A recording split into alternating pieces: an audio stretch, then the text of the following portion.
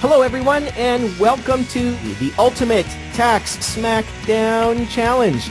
We call this the rematch because our esteemed faculty put together this event several months ago, and it was so popular that we decided to do it again with a whole bunch of new content and a whole bunch of rephrasing of some good content to make this an even more educational event. So thank you so much everyone for joining us. And let's get started in seeing what we can learn today on the Ultimate Tax Smackdown. So what today's event is about, it's about cultivating relationships, sharing ideas, and really giving you opportunities to network with different providers. This is not a sales pitch. There is nothing for sale in today's call. We're not giving investment, legal, or tax advice. This information is really intended to be construed very generally in nature, and if you're looking for specific advice, please contact the appropriate licensed professional and engage them to represent you specifically. So with that in mind, let's talk about what we're going to be doing on today's call. We really want to provide you some excellent education on IRA investing, both general IRA investing, self-directed IRA investing, and the difference between basic self-directed IRA investing and what we call the super-sized self-directed IRA, or the Solo K. So let's dig in. One of the ideas to get your head around is the idea between a generalist versus a specialist. By attending today's call, your role is to be a generalist. There is no way for you to learn all of the specifics to be a successful CPA and to be a mortgage broker and to be a property manager, etc. There's just too much information out there for you to know it all. So the idea is, by attending events like this, you get to learn from specialists, and the idea is at the end of the call you say, gosh, I know enough to ask good questions, and when I have a good question, I know who to call. And that's really the whole point of today's webinar, is just getting into relationship with people so that you know who to talk to when you need someone. So the idea of using IRAs is really key in the concept of tax deferral. And tax deferral is important because if you compare these columns, the left column and the right column, you can see that when we're investing outside of the IRA and paying tax, or investing on the right column, which we're getting tax deferral, the difference in your returns over 30 years is astronomical because the compounding effect, or the lost compounding effect, on the amount of money that you paid in taxes. If you paid it in taxes, you're not able to compound those earnings. So the idea of deferred income tax is the concept of a tax-free loan from the IRS. If you could get a 0% interest loan from the IRS for 30 years and go invest that at any type of a profit, you're going to come out miles ahead. And that's why we want to use the concept of IRAs for investing. And so one of our esteemed faculty members today, Kaaren Hall, is going to share with you the idea of what you can invest in with a typical IRA and the magic of using a self-directed IRA. So welcome to our call, Kaaren Hall, President of uDirect IRA Services. David, thank you so much. I really appreciate that. And I really appreciate the opportunity to address this question, because it is such a common misconception. When people are opening an account with me, they'll look at my website and they'll see the various kinds of self-directed IRA accounts that they can open, and they're not always sure which kind to open, because they say, well, I want to open the self-directed IRA. The truth of it is they're all self-directed IRAs. The only difference between a typical IRA and a self-directed IRA is the asset that the plan can hold. So the typical IRA holds stocks, bonds, and mutual funds for the most part, sometimes a CD. But the reason that you open a self-directed IRA is because you want to get out of the stock market. You want to invest in something else. They call it alternative investments. I don't think that, well, okay, I'll leave my opinions to the side. But just to say that with the self-directed IRA, you can invest in anything except life insurance and collectibles. And here's the list. I mean, rental property, notes, all these different things, even property that's outside the United States. I've had people invest in things like mango trees or all kinds of different things. Now, David, switching the slide over to talk about the limits, and I just mentioned that. I got a call just last week, and I haven't had a call like this in a while, but someone asked me, they said, well, Kaaren, how do I know that my IRA can buy real estate? I mean, where is this written that real estate is okay? And so I said, well, you know, there's nowhere where it says that, because what the IRS does is they don't give us an inclusionary list. They give us an exclusionary list, what you can't invest in, and that's it. And it's a very short list, and you're looking at it right now. What you can't invest in is life insurance contracts and collectibles. And by the way, I'll throw out there that your IRA is also not going to invest in S corporations, not because the IRS says you can't, but because S corporations don't allow non-human entities to invest in them. So, like your LLC can't invest in an S corp, for example. So that's also on the list. But your IRA is not going to invest in a life insurance policy, and it's not going to be investing in a fine wine collection or in collectible cars or numismatics, you know, collectible coins. Some metals you can't invest in, but not collectible coins. So the IRS, if you go to irs.gov, publication 590, you're going to see these exclusions. So the self-directed IRA is available to you to give you this huge range of asset choices and really put you in the driver's seat, let you control what your retirement is invested in. Fantastic.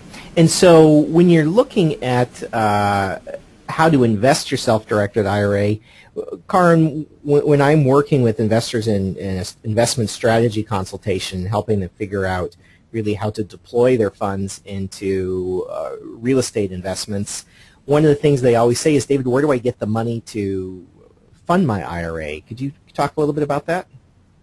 Yeah, there are three sources of funds that you can use to put into a self-directed IRA and start them up. I mean, obviously, once your investment is growing, you're going to have the return on investment, and that's going to add to your IRA. But if you're starting one, the way to get money in there, number one would be, I think, to make a contribution. Various types of accounts have various contribution limits depending on your age, the account type, your income, and so forth. But you can write a check and put money in there. So that's one way to get money in an IRA. Another way is to do what we call a transfer. So you take an IRA that you currently have and you transfer it by using our transfer form over to a self-directed IRA. So you fill out a form, you sign it, you give it to us, we sign it, we send it to your custodian, and then they transfer your money over. But the third way to get money into an IRA is called a rollover. So it has to do with an employer plan. So if it is a previous employer, and we're going to address the current employer in a moment, but if it's a previous employer, what you would do is you would open your account, contact your previous employer, you'd fill out their documentation, and then they would roll the money over. Now, if your funds are with a current employer, that's very different. Typically, a current employer won't let you move your funds, and there's a variety of reasons, but it has to do with how their plan document is written, whether or not their plan document allows for what's called an in-service transfer. You're still working there, you're in service, can you transfer your money? Well, the answer is usually no, unless you're 59 and a half, it seems. But you can always ask. So what you want to do is, if you're still employed with a company, you want to use your 401k money with them to self-direct, ask the plan administrator, is there an in-service transfer clause here, and can I go ahead and move my money? And that's how you're going to know. I mean, it's not a law, it's not a statute or anything. It's contractual, and it depends on what's written in your employer's plan documents. That's really interesting, because a lot of people wonder, why does my employer want to keep the money in their fund? And the answer is because it is profitable to the company that's holding the fund, and so the person that has the money doesn't want to let it go. That's just kind of. I heard another theory about that recently, and that is that the 401k administrator. I mean, 401k, when you've got a company and you've got a 401k, it's expensive to administer. So some of these 401k administrators will say, look, if you don't allow in-service transfers and you keep all the money in the plan, we'll give you a discount on what we charge you to service your plan. So a lot of times the employer is getting a break because the money can't leave. Got it. Got it.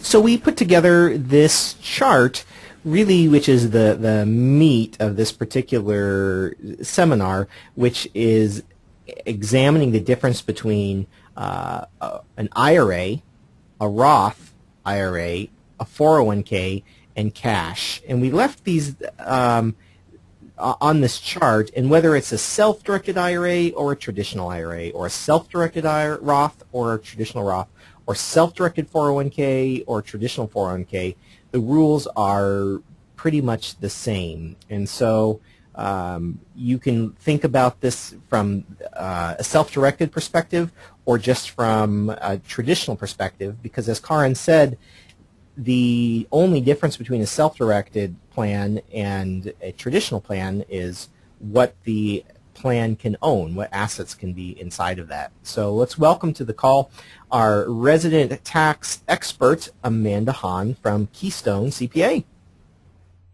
Hi, David. Hi, Kaaren. Thank you so much for having me here today. It is exciting to pick your brain. And Keystone CPA represents myself and the development companies and commercial property management companies that Amanda is my personal CPA. And that is the highest endorsement I can give to any team members, to say this is who I write a check to for services. So let's start out with this chart here and say, we'll just kind of take it one line at a time and compare it. So one of the reasons people invest in a qualified plan or into some type of a retirement plan is they get a deduction in the current year. So when you're investing in an IRA, can I write off my deduction, Amanda? When you invest in an IRA, any expenses that you incur on the asset itself is generally deductible only within the retirement account. So, for example, if you buy a rental property in Hawaii, for example, and that asset is held in your IRA, then any expenses for the maintenance and upkeep of that property is only deductible within the retirement account. You're not able to use that to offset your personal income taxes or any other activity that's outside of the retirement account. Yeah, and I think we set out on a confusing note here, because that's a very good point that we were going to talk about extensively, but I think I misspoke in describing the first question, so let me start over. So when I put money into my IRA, can I get an income tax deduction in the year that I make that contribution? Yes, yes. Generally speaking, you can. Now, of course, with taxes, there's always limitations and calculations to go through. But normally, let's say, for example, you were to put away $5,000 into an IRA. Now, whether that's regular IRA or self-directed IRA, you get to write off $5,000 against current year's income taxes. So if your income is $10,000 and you made a $5,000 contribution, now your taxable income is only $5,000. And again, that's the same whether it's a regular IRA or a self-directed IRA. Fantastic. And what if I add money to my Roth? Do I get to take a tax write-off? No, you don't get to take a tax write-off if you made a contribution to your Roth account.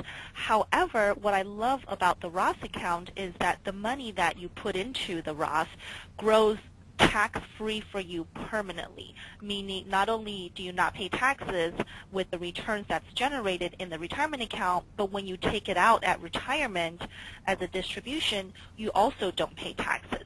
So what you're weighing is, does it make sense for me to put money in a retirement account, although I don't get a deduction today, but I do have that bucket set aside for permanently tax-free growth? Yeah, you're really hitting on some of the pros and cons of each.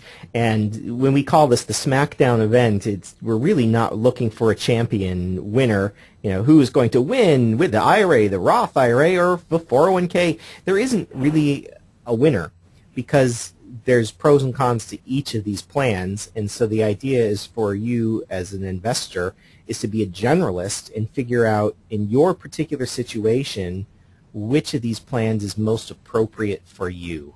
And the point of this webinar is most people have heard of IRA and they've heard of Roth, but they aren't familiar with the idea of a self-directed 401k or a self-directed IRA. And so that's kind of what we're doing, is providing some knowledge that isn't as mainstream out there. So let's talk about the 401k or the solo 401k. Those are the same ideas, just one's self-directed and one is just a traditional employer-sponsored plan. If I make a contribution to my 401k plan, do I get a income tax deduction in the current year? Yes, generally speaking, you do. The solo 401k is an ideal for certain types of small businesses. And the way it works is, for example, David, you are the owner of your real estate company. As an employee, you can contribute for this year up to $17,000 into your solo K and get a $17,000 tax deduction immediately.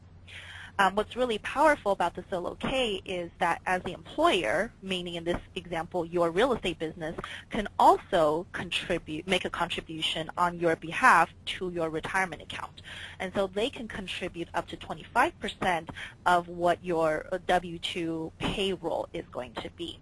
So between you as the employer and you as the employee, you can really maximize the amount of money that you stash away to grow for you tax deferred, and at the same time get a huge tax deduction this year. So what I'm hearing is one of the advantages of the 401k is the contribution limits are substantially higher because I can double dip as the employer and as the employee. Yes, definitely. Going a little bit down this schedule here, you can see the contribution limit generally for an IRA or Roth IRA. We're talking somewhere between $5,000 and $6,000 depending on the age. The solo K, on the other hand, you can contribute as high as $50,000 per year per employee. So, for example, David, if you and your wife both were employees of your real estate company, you're talking about potentially stashing away $100,000 each year and taking a $100,000 write-off on your income taxes currently. That is spectacular. So going back to the question, Amanda, that you started answering, because I didn't ask my question clearly enough. Let's say I make an investment with my IRA funds, and there are closing costs, and there are I lose money on the particular investment for a particular year because of the expenses associated with setting up that investment. Can I take those losses in my IRA? So the way that it works is you have to look at the IRA is completely separate from you as the holder of the IRA. Okay, so whatever expenses, losses, deductions, you still want to track those because they will impact ultimately, if you're talking about a traditional IRA, how much you pay in taxes when you take the money out. So that's a good thing, and that's the reason you still want to keep track of all the expenses and deductions or any losses you have. Now, the downside of it is, unlike investments with cash, if you suffer losses and expenses, those losses cannot offset your current personal income taxes. Okay, so the IRS tries to be fair, right? If we earn income in our IRA, we don't pay taxes on it currently. So on the flip side, if you lose money in your IRA, you're not going to take a current tax deduction for that. Got it. Got it. So let's talk about when I make a profit inside of my qualified plan, and do I have to pay a tax on that on the annual? How do I report that to the IRS that I made a profit, but haha, I don't have to pay taxes on it right now because I was smart enough to have that investment in a qualified plan? Mm-hmm. There's generally no reporting requirement at all from investments of gain in your retirement. So a lot of times when we prepare tax returns for clients, for example, we have a lot of clients that invest in real estate deals. And so they'll get a K-1 at the end of the year showing, hey, you for your share you earned $5,000 or $6,000 of a return from investing in XYZ partnership. For tax purposes, we don't report that anywhere on your tax return because that's not something you have to pay income taxes on. Got it. Because the K-1 goes to a different tax ID number than you, right? My tax ID number is one thing, and then my IRA has its own tax ID number. Is that correct? Exactly. So if your IRA is with uDirect, Kaaren, for example, then it'll actually be issued in the name that, Kaaren will give you the specific name, and then in their ID number.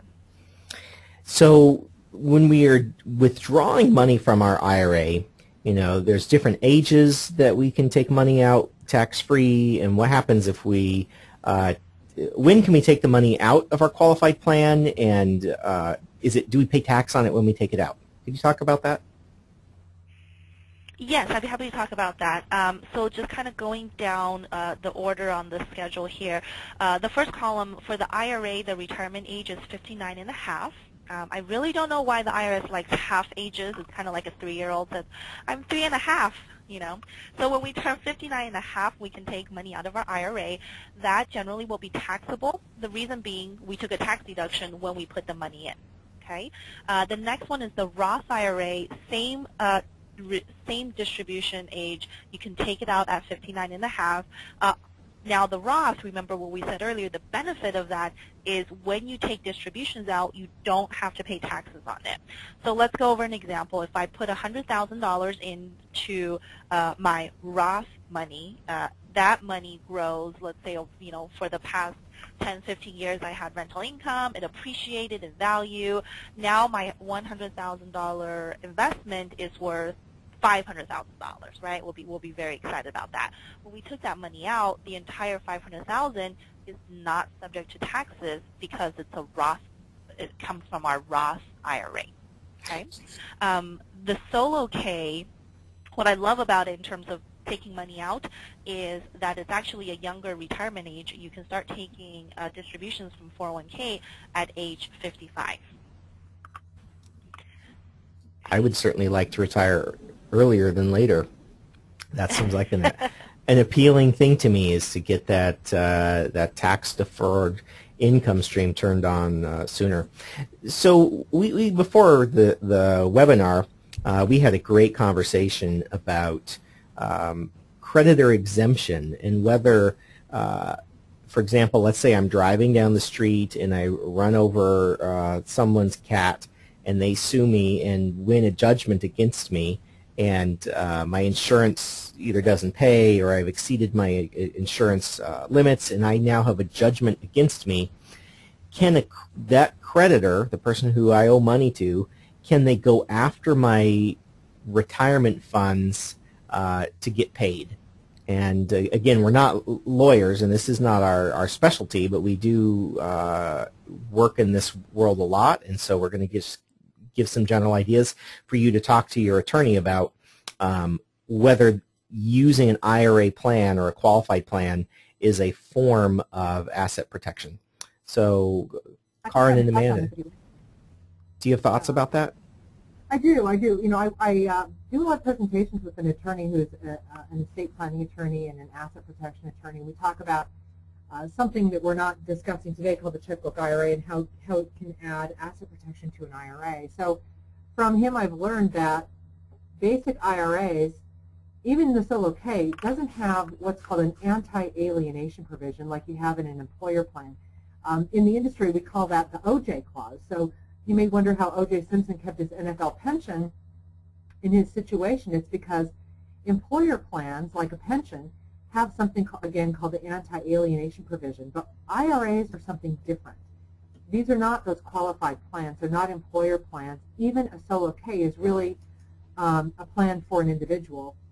So the individual plans don't have that kind of asset protection. Now, different states have different rules and laws about IRAs and their asset protection. So when you say it depends, I mean, that's really true as far as whether or not they're credit exempt, because it does depend on what state you live in. And I would definitely check that out with your tax provider in your state. But we're in California, and in California you really don't get creditor exemption for your IRA. Again, I think the only way that I know you could is if the money, there's, I guess, done some case law, but if the money was in a qualified plan like a 401k rolled over to the IRA, then it may continue to retain some of the ERISA protection that it had in the 401k. So again, if you come into this situation where your IRA is under attack by creditors and you want to find out whether or not you're protected, what you really need to do is learn about your specific situation, and you need to be talking to an asset protection attorney to get to the bottom line. But those are the general rules. Again, of course, I'm not an attorney, but I play one on TV. Oh, I like that. I like that. And I think that's a great thing that we just want to introduce the idea that it's possible to get some type of creditor protection using qualified plans, but don't assume that just because you have an IRA, it is creditor exempt. So let's talk about how depreciation.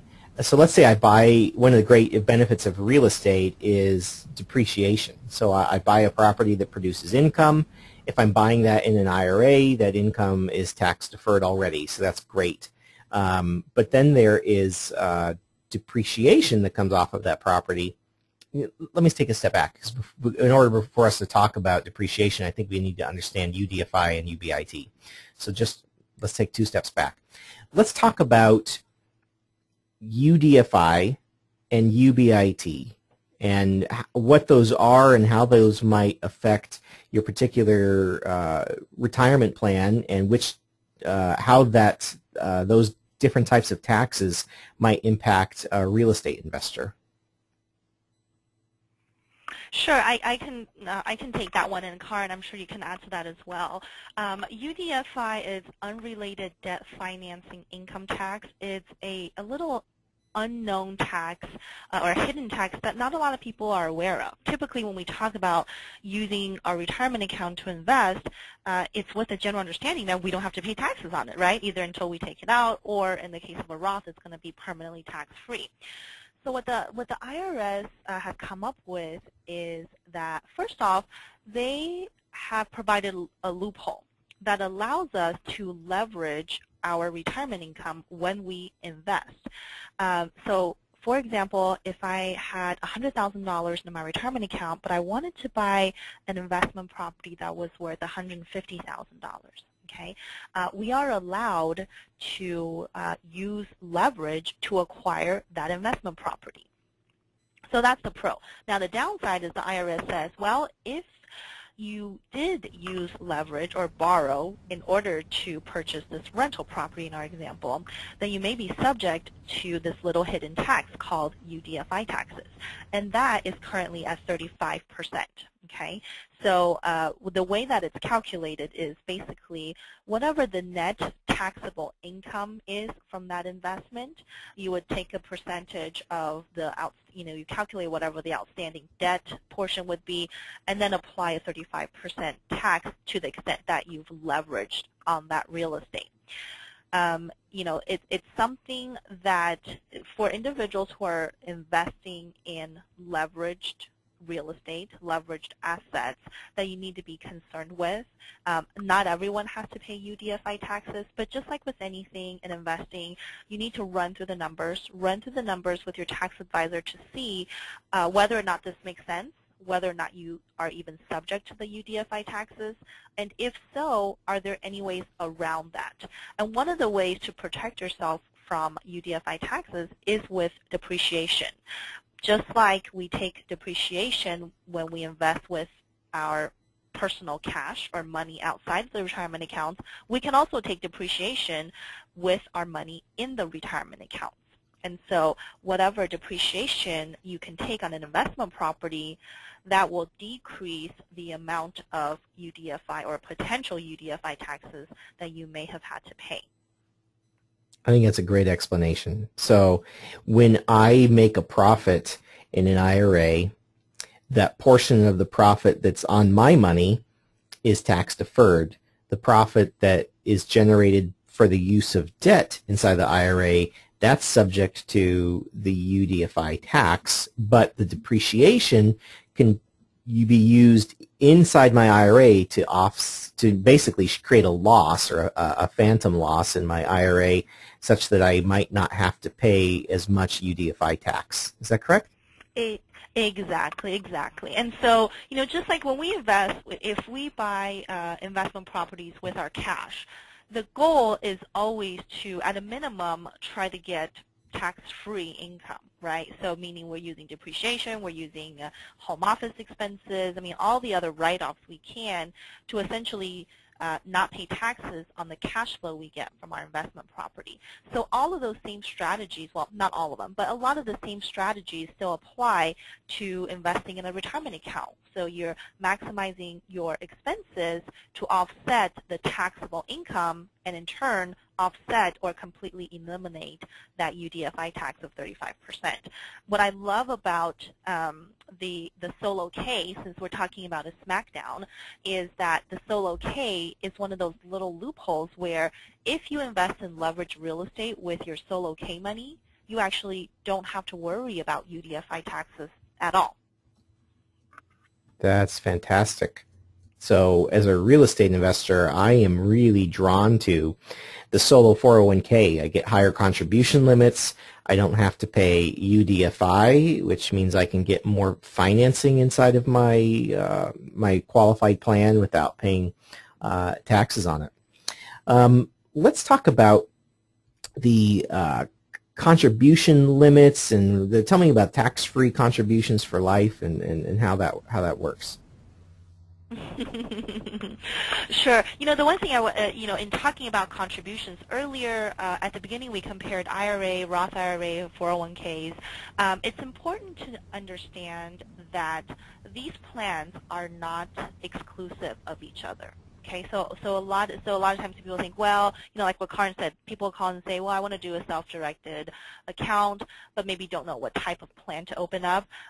A lot of times you can open up multiple plans in 1 year. So just because you have a solo K, or maybe you're still working full-time and you participate in an employer 401k plan, that doesn't necessarily mean you can't also open a self-directed IRA and a Roth IRA and make contributions to that. So a lot of times we can stack these strategies on top of one another. In terms of contribution limits, you know, that's the most common one that I think most people are aware of. It's $5,000 per person per year, or $6,000. And then the 401k is a little bit trickier in the example we went over, because for most of these it's employer contribute on behalf of the employee, and then the employee will also put in their own portion as well. And so that's where you're seeing on the screen combined, both from what the employer puts in and the employee puts in, you can contribute up to $50,000 for the 2012 year. That just went up a little bit since last year. I think it was $49,000. And so let's say I put all my money into IRAs and 401ks, and then life happens and I have a cash flow challenge, and I need to tap some of that IRA money that belongs to me you know, just to deal with the situation in life. What happens if I want to get money out of one of these plans, and which plans have some loopholes to make that advantageous? Well, if you're needing to take money out of your retirement account before the retirement age for the specific account, then that's not generally a good idea, because what happens is you will generally be assessed taxes as well as penalties. And when we say penalties, there's penalties for the federal, for the IRS, as well as a lot of states. So I know in the state of California, there's a state penalty for early distribution as well. So, you know, depending, of course, on what your tax bracket is, it's not uncommon for us to see people who need to tap into their IRA prematurely to lose 40, 50, or, you know, even more than 50% of what's been growing in that retirement account for all of these years. And that brings us to another wonderful part about the solo K, in that the solo K, you're actually allowed to borrow from your own retirement plan. So for example, if I had $100,000 in my solo K that I've put in through the years, it's been growing, and like you said, David, life happened and I needed to take some money out of there. Now what you can do is, instead of taking a $100,000 distribution and paying the taxes and penalties and California penalties, what you can do is you can simply take a loan out against that retirement account. And what you can borrow from your solo K is the lower of $50,000 or 50% of what's in that account value at that time. So on a $100,000 value, if something happened and I needed emergency money, I can go ahead and borrow $50,000 from my solo K in order to fund whatever that my needs are and not be subject to taxes or penalties. That's fantastic. That's a great great loophole. So I can take money, put it into my solo 401k, and get a deduction in the current year for making a contribution, and then I can borrow that money back out tax-free and then go invest it? Yep, that's exactly right. That's actually one of the strategies. You know, what we're seeing is in the past few years, a lot of people who maybe have changed their jobs or lost their jobs, and they had a retirement account loan with their employer that they needed to pay back within 60 or 90 days. Otherwise, the employer would issue a full distribution, and then you'd have to pay taxes and penalties. So one of the strategies is just like you said, roll the money into a solo K and then take that loan out. It's a loan against yourself, and then you can pay your own retirement back. Now, here's the caveat. When you pay your own solo K loan back, you do have to also pay yourself interest, interest as well. But what's wrong with that, right? There's nothing wrong with it, because that actually is just another way that you're allowed to put more money into your solo K to grow for you tax deferred.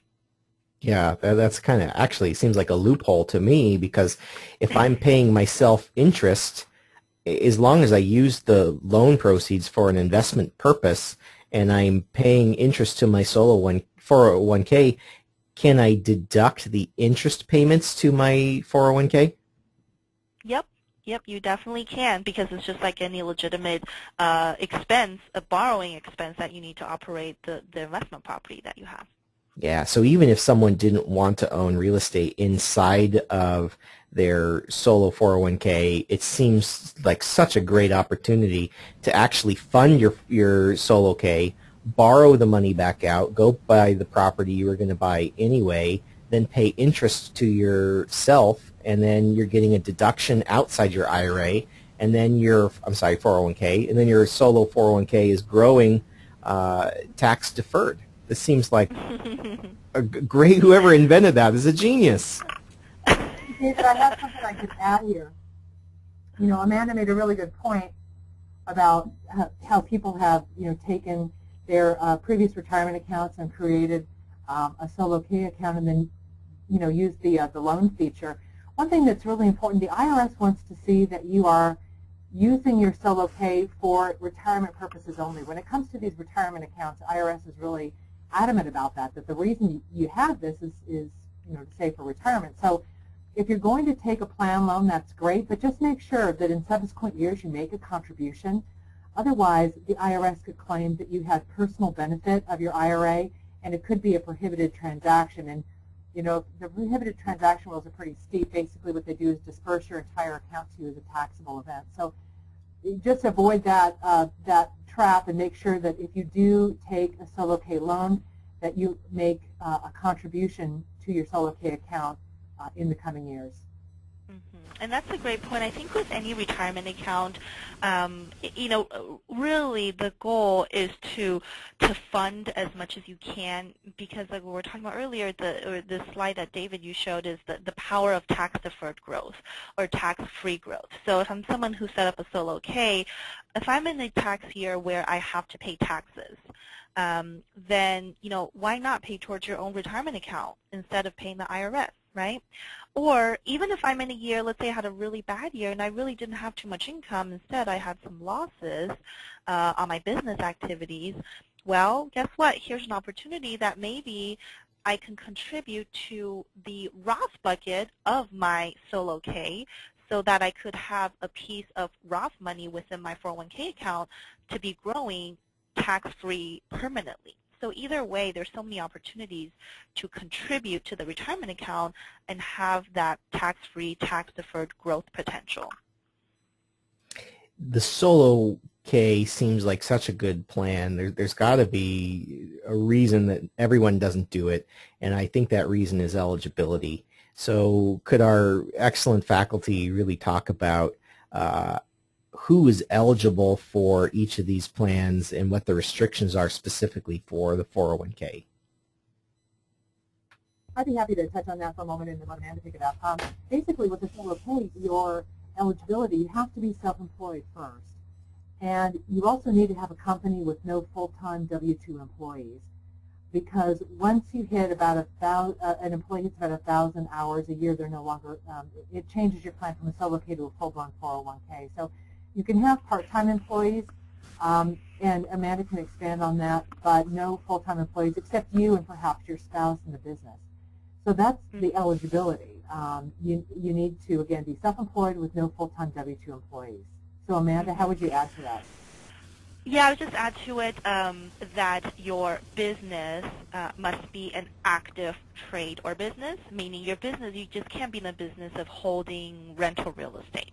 Okay, from a real estate perspective, you certainly can have a property management company where that is managing all of your other rental real estate. But what the IRS is looking for is that it's got to be an active business, not just an investment business. Now, another common misconception is when we say business, we're not talking about LLCs or corporations. Okay, an active business could certainly be an LLC, a corporation, or a partnership, but also it could be a Schedule C sole proprietorship business as well.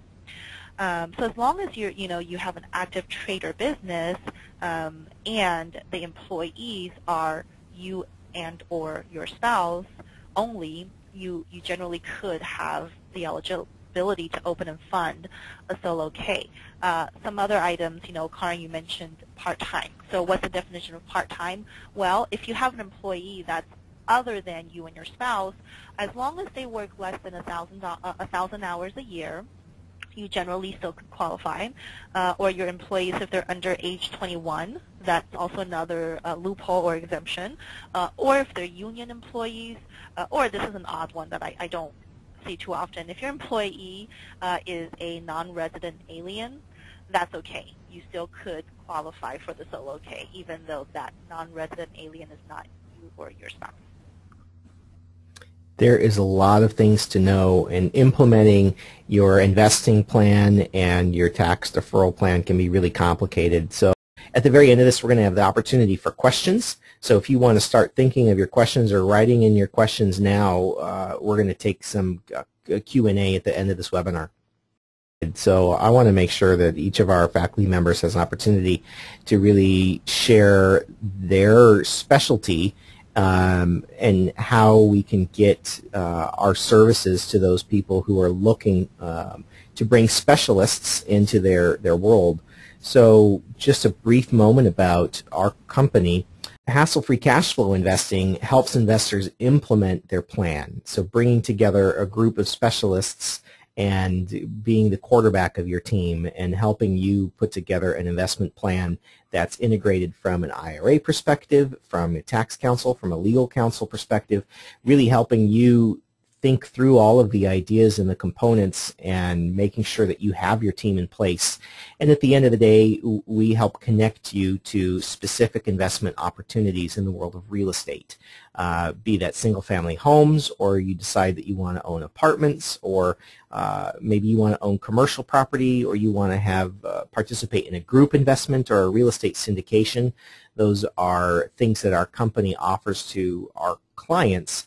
And our company is really an education company based around giving education that winds up in investment transactions. And we make our money specifically from investment transactions. When clients decide that they want to invest in a shopping center or a home or an apartment building, whatever it is that you want to invest in real estate based, that's what we do.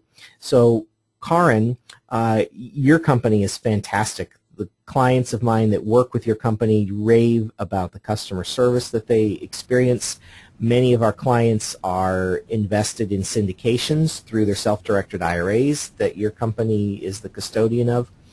Could you talk about your services and how someone might implement the strategies we talked about today using your company? Yeah, thank you, David. I appreciate that. Right, my company is uDirect IRA Services. We're a third-party administrator, and we provide all these self-directed IRA accounts that we've been talking about today, the solo K, the Roth, So traditional, SEP, simple, inherited IRA, even a spousal IRA we can help you with, and help you self-direct it. So that's what we do, and when it comes to self-direction, it's really a three-step process to open the account. Once the account is open, get it funded. We talked about that today. And once the account is open and has money in it, then to invest. And when it comes to investing, we don't give investment advice or tell you what you should do or anything. So we're very neutral in that regard because it is truly a self-directed IRA and you make all the choices. So when it comes to investing, you get to invest in what you know best is what we like to say. So I guess that kind of sums up what we do in a simple manner, but we also help you try to avoid prohibited transactions and steer you clear so that you have a really good experience. That's fantastic. And Amanda, could you talk about your great team at Keystone and what you do for your clients to help them become profitable investors while simultaneously paying the least amount of tax that they're legally obligated to pay? Sure. Thank you so much, David. You know, I think it's no surprise to all of you that taxes are on the rise. Income tax is going up, capital gains tax is going up. We actually have a new tax coming up on investors, whether that's real estate investors, people who do stocks and bonds. An additional 3.8% surtax is going to start being charged effective January 2013, which is a little bit less than 7 months away from today. And so those are the kinds of things that we really try to keep abreast of. We, at Keystone CPA, we've been working very diligently to come up with strategies to protect ourselves and our clients from the rise in these upcoming taxes. And so what we do is we help clients to take a look from a holistic approach, looking in not just your investments, but your personal situation, what's going on with your business or your job or your family planning, to figure out what are the best ways to protect your bottom line and to preserve your wealth, because we understand that it's all of us. We work hard for our money, and we just want to make sure that we protect it from the government and not pay more than what our fair share is. With respect to self-directed retirement, that's one of the strategies we look at. Retirement planning is one of them. What type of retirement account works best for you, or what types, because there might be multiple types that may work for you, and what's the best way to utilize them and to maximize the refund, maximize the contribution so that you're paying yourself instead of the IRS. Fantastic. I like paying myself instead of the IRS. That seems like a good plan. So we do have some great questions that have come in, and if you've got more questions, this is a great time to type your questions in. If for some reason we don't get to your question today, then I encourage you to contact our esteemed faculty today.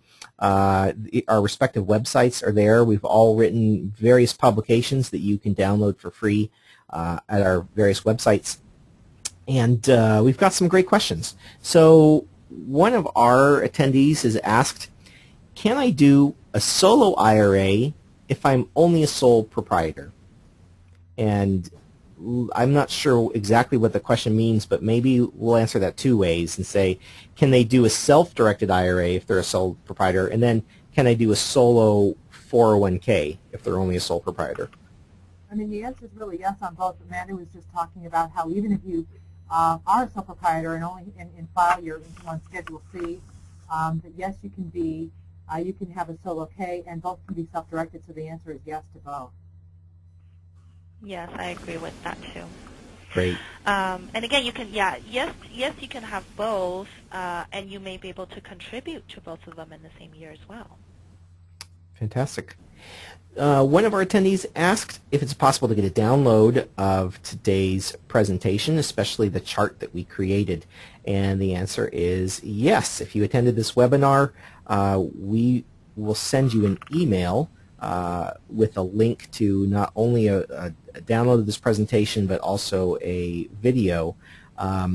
Unfortunately, the way that some of you subscribed, we did not capture your email addresses. A lot of people subscribed, and it appears that you're all named Julie Mack.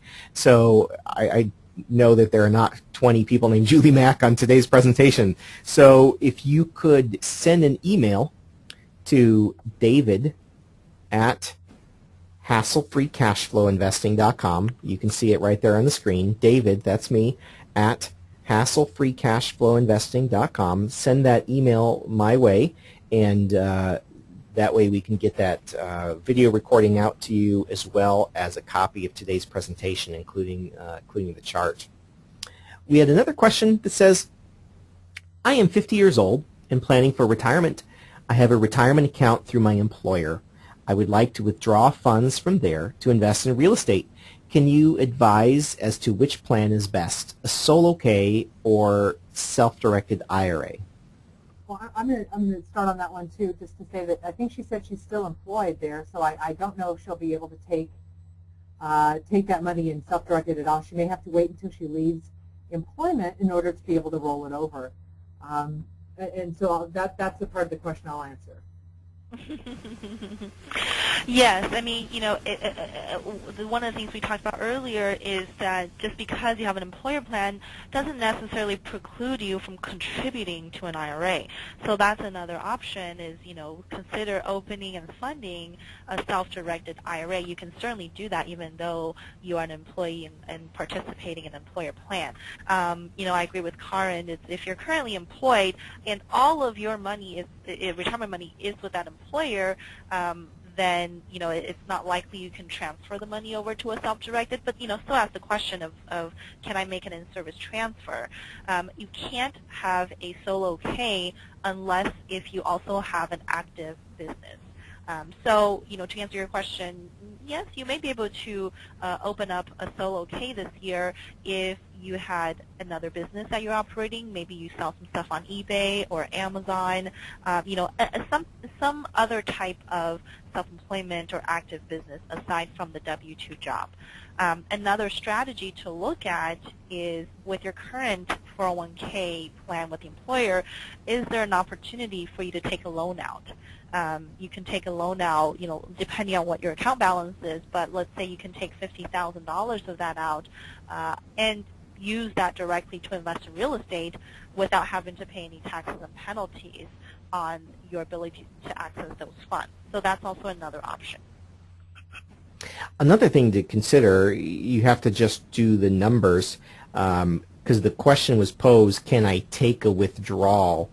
And the answer is it's your money, you can take it out, but there is a tax consequence for withdrawing it.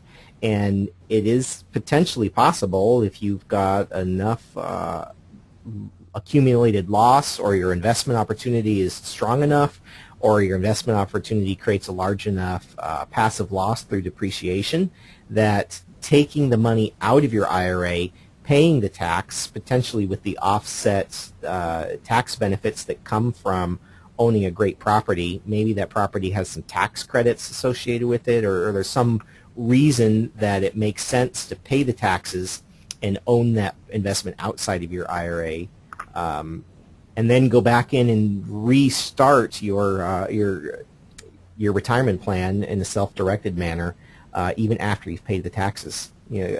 Amanda, is there any reason not to do the math on that, or could you help our client do the math on making that decision? Yeah, definitely. I think, like you said, David, every investor or every taxpayer situation is different. And yes, there's definitely opportunities where you can look at utilizing any losses you've had in the previous years, or any specific events that could allow you to have a tax-free distribution. Now, keep in mind, if you are 50, I can't recall if the attendees said they were 50.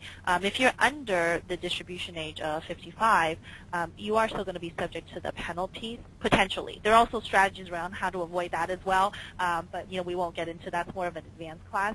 But yes, what you're talking about is offset strategy. So if we're taking a distribution so we can use that to buy a great investment property, then it's important to work with a tax strategist to figure out what are the offset strategies I can use to offset the taxable income that I'm looking at, receiving. Yeah, and a really important thing for all of our listeners to understand is if you ask your tax preparer how do I deal with my tax situation from last year, that's really just, you know, for lack of a better word, bean counting. But if you say, how do I deal with my tax situation next year or this year when I file my taxes, you know, 10 months from now, that's tax planning and tax strategy. And so when you're trying to make a decision, do I do A or do I do B, it's great to call your tax strategist, someone like Amanda, who can really help you think through the ramifications and make decisions in real time with you. We've got another great question that says, up to what age can I make contributions to IRAs and 401ks? That's a great question. It really depends on a couple of things. One is active income. And Amanda, first off, you have to have active income to make a contribution. But Amanda, isn't it 70 and a half where you can no longer make a contribution, for example, to a traditional IRA? Yes, that's correct. Because that's the age when you're required to start taking money out, and that's why that's also the same age where you can no longer make contributions. But you can now contribute to a Roth, of course. Yes, there is. Actually, that's the great loophole, is that there is no age limit for Roth IRA contributions. And so we have a lot of clients, you know, who are older, who are retired. They still want to make contributions to a Roth so that they could have a bucket of tax-free money, not just for themselves, but also for their beneficiaries as well, whether it's their kids or their grandkids. That's great information. I don't think many people know, is that even if you are retired and taking distributions, you can continue contributing to a Roth. Did I hear you correctly? Yes, that's correct. Yeah. We've got another great question. What are the ways to fund your solo 401k?